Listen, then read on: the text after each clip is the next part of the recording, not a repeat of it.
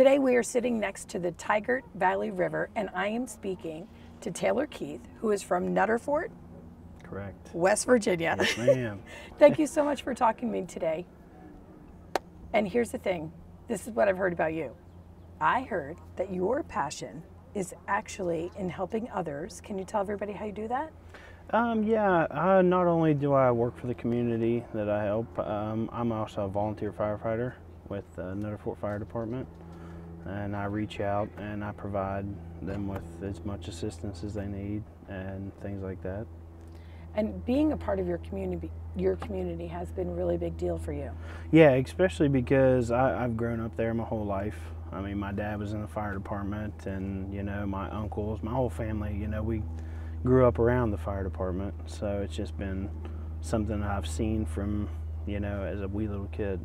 Now, is that something that you would want to do full-time? Because I know you have a full-time job. Can you tell everybody what you do? Yeah, actually I work for the Public Works Department of the city of Nutterfort, and a good benefit about that is we actually started a program where we have some certified firefighters that actually work for the city. So actually, technically, I'm paid 7 to 3 Monday through Friday to provide assistance to the city of Nutterfort, along with working at the Public Works Department. Now, what happened recently here for you all? We had some devastation down south. They say it was one of the record floods, to more a 1,000-year flood, I think is what they considered it, worse than the flood of '85. So it was mostly impacted the southern part of the state. And what role did you play? We actually have at the Nutterfort Fire Department a swift water team.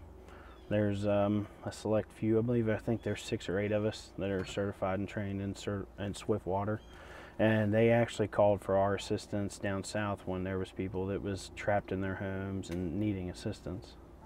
How does that make you feel to be able to serve your community like that? Nervous.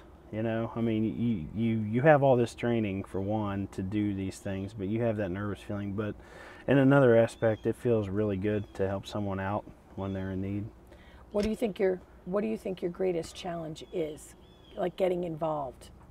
When you made that decision to say, you know what, I'm going to go volunteer with the fire department, because there's probably so many of my audience members who want to get involved in different things, and the fire department is one of them. Yeah. So what challenges or hesitations did you have to kind of battle through, and how'd you do that? Well, you have to get over that nervousness and the fear. I mean, then you have to step up and then be willing to meet new people. There's a lot of people that want to get involved, but I think are kind of shy and don't want to make that step to help someone. Nowadays you never know what you're going to get into when you help someone. So it's a giant, everyone wants to, but I think in the back of their mind it's a giant fear, as well. What would you say your most memorable moment in this role has been? It actually had nothing to do with the fire department. We have all of our training, but in 2013, it was myself and 2 good friends of mine and our families was at Myrtle Beach, and a woman and a man were actually trapped in the ocean, and we actually swam out to save them and assist them and brought them back to shore. And that was a really good feeling. And actually, we didn't want all the recognition and everything. We ended up in California with the Lifeguard Saving Association, and they awarded us for that. So it was pretty cool. That had to make you feel like, wow, everything you're doing here is bigger than just what you're doing here, and it's bigger than just you. Absolutely, because we went south, and you see the devastation. But I get more enjoyment out of where we went down there. We saw what happened, and we continued to help the weeks after with taking supplies and providing volunteers. But the amount of people that came together to actually help was it was incredible. What do you think you've learned about yourself?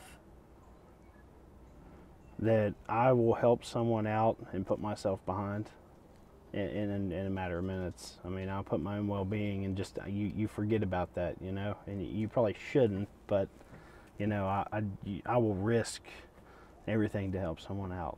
How did that start for you, and how did you know you were like that?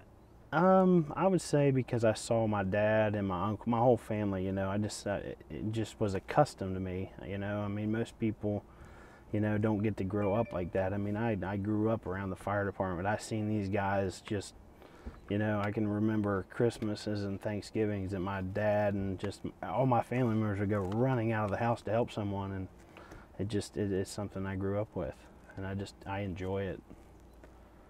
What would you say to other people who have a passion that they'd like to pursue and they're just not doing it right now? Oh, you should jump right on it. I mean, you're missing out, because I mean that is a passion. You know, I don't get paid for it. I don't want paid, and I don't want recognition. You know, I usually don't interview or talk to the news media or even talk about it, because I'm not there to, you know, have my face on the front page of the newspaper. I just enjoy it. So why are you talking to me right now? Because you asked me to. Because you're a good guy. Yeah. Well, actually, I really think you're speaking with me right now to inspire others to do what you're doing, because people like you are needed. And that's the hardest part right now as a volunteer. You know, it requires so much training and so many hours. I think that deters a lot of people too. I think most people think you can just show up and, you know, all of a sudden there you go. You're a firefighter, you're an EMT, you're a paramedic, but I mean, it just takes a lot of time, and I think that deters a lot of people as well to, you know, everyone seems so busy all the time, but you're really not that busy. Thank you so much for talking with us today. Oh, thank you. That was awesome. Yeah. And I talk to you, and I talk to you, and I talk to you, and I talk to you, and we love, and we hate, and we